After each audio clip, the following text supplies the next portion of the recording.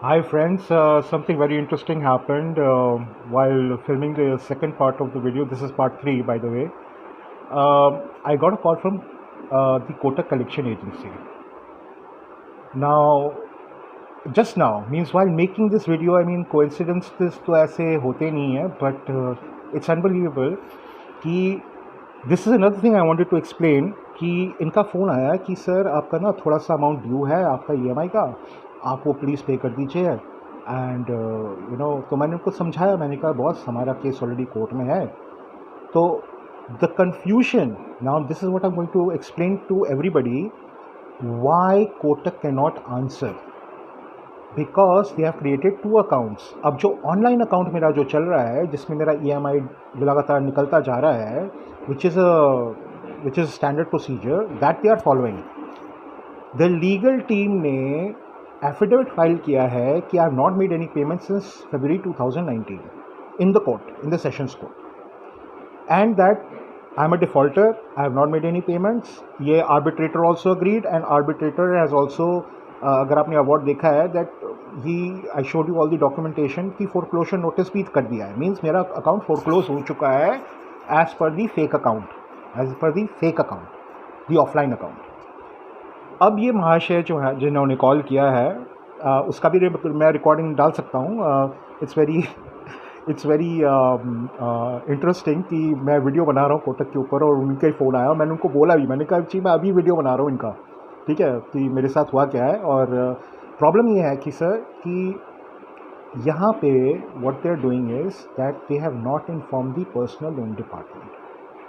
दी personal loan department के मेरे पास में 11 से 12 कॉल्स हैं रिकॉर्डेड जहाँ पे the legal team has not informed the personal loan department, neither the personal loan department has ever authorized any legal action against me or declared me an NPA.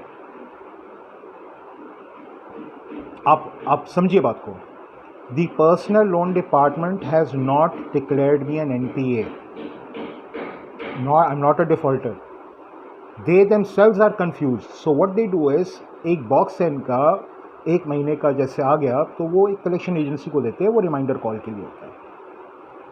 They are not informing the collection agents that my case is in court. The managers, all the senior managers in Kotak Bank know about my case since 2019. I've been asking them to investigate my case.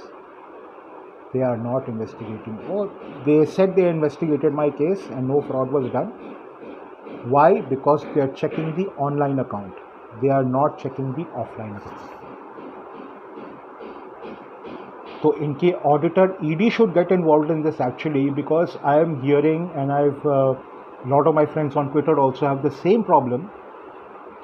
They are receiving these amounts, they are receiving these things, arbitration notices, which is a huge scam. And what their main motive is to get you to mediate. अब क्या है, अगर मैंने अभी 1,50,000 देने हैं मेरा जो बाकी था और ये लोग मेरे ऊपर 4,36,000 का केस डाल देते हैं कोर्ट में, इनको मालूम है लॉयर्स को फीस भी जानी है, 50-60 हज़ार रुपये तो वैसे ही जाने हैं आदमी के. तो वो क्या करेंगे, वो मीडिएशन में बैठेंगे. इनका मेन काम है आपको मीडिएशन में घसीट के लाना. इनका काम ये नहीं है कि फुल ट्रायल में चलना. No, that is not how they function.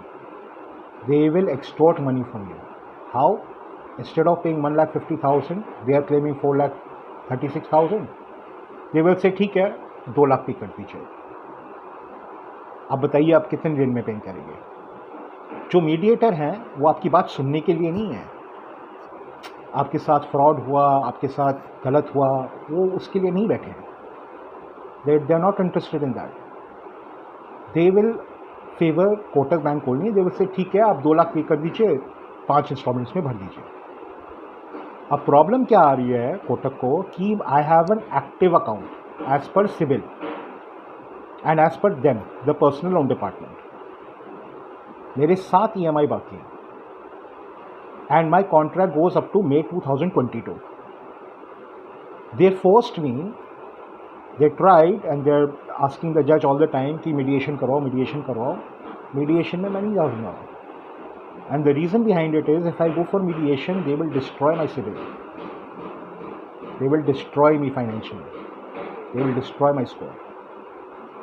Any mediation done for the personal loan, that's why they फंसे पड़े हैं यहाँ पे कि इसका जवाब तो दे नहीं पा रहे हैं.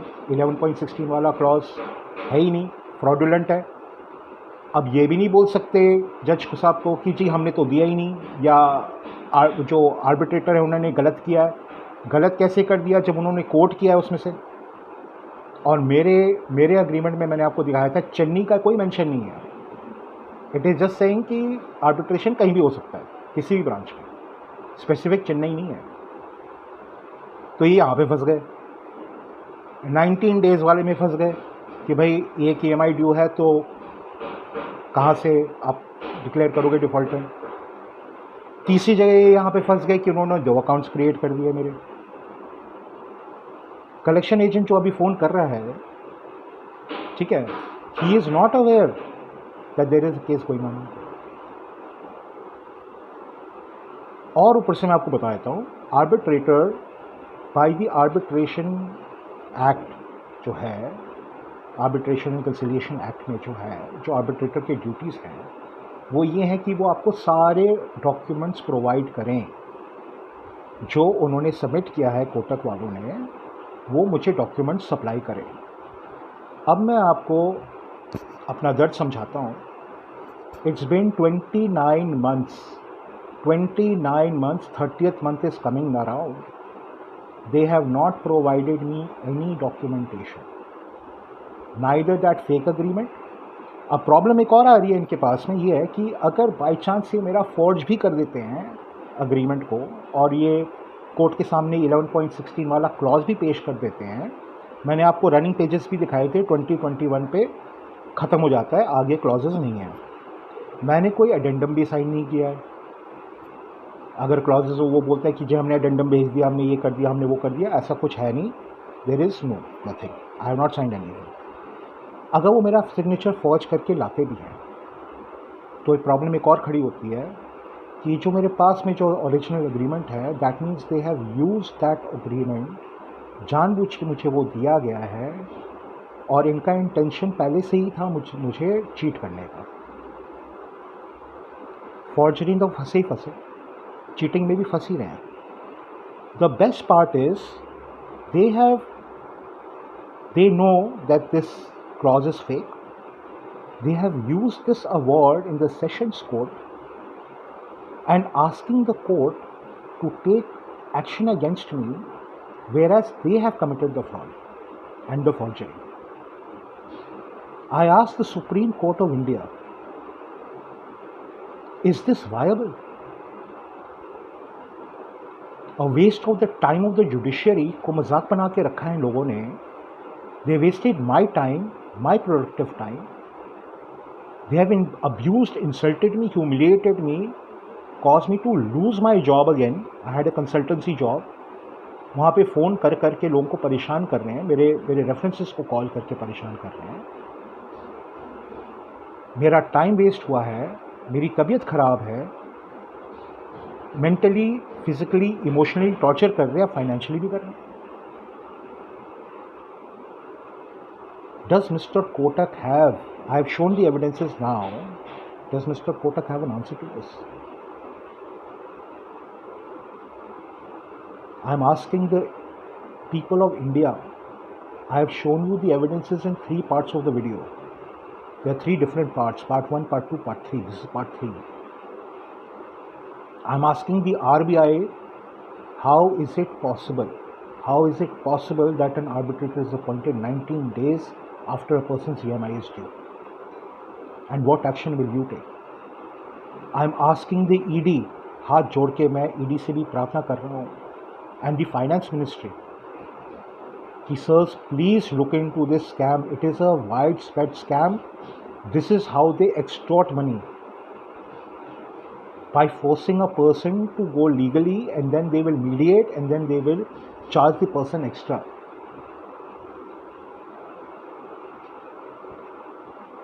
अब हम जवाब मांग रहे हैं, हम सबूत मांग रहे हैं, हम सबूत मांग रहे हैं उनसे कि आप अपना सबूत लाइए. हमने तो दे दिया कोर्ट में.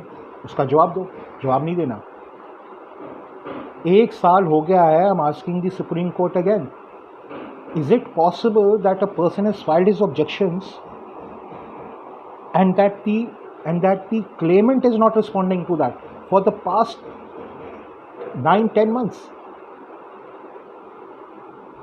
How is it possible? आप बताइए मुझे, आप लोग प्लीज़ कमेंट कीजिए and look at the fraud, look at the forgery. कोई शर्म हया कुछ हो तो आदमी समझ में भी आए, ठीक है। अगर मैंने इनको ईमेल्स कितने किए हैं, more than 100 emails I have, they don't respond. जो मेजर लूप होल है RBI and Supreme Court and Finance Ministry, the major loophole that they are using, Harshad Mehta, if you see properly, he used the loophole.